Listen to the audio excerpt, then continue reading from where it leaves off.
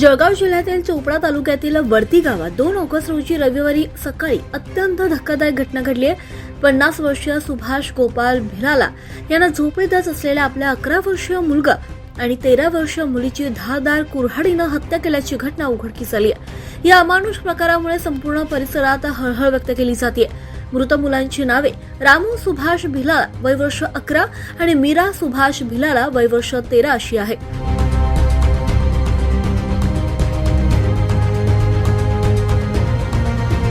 प्राथमिक माहितीनुसार दोन्ही मुले घरात झोपेत असतानाच आरोपीनं त्यांच्यावर कुऱ्हाडीनं वार करून त्यांची हत्या केली।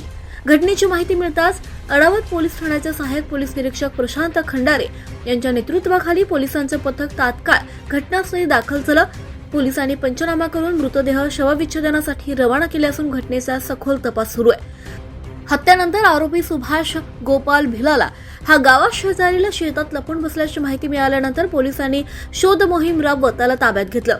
सध्या तो अडावत पोलीस ठाण्याच्या ताब्यात असून त्याच्याकडे चौकशी सुरू आहे। या दुहेरी हत्येमागे नेमकं कारण अद्यापही स्पष्ट झालेलं नाही। कौटुंबिक वाद, मानसिक स्थिती किंवा इतर कोणतेही कारण असू शकतं।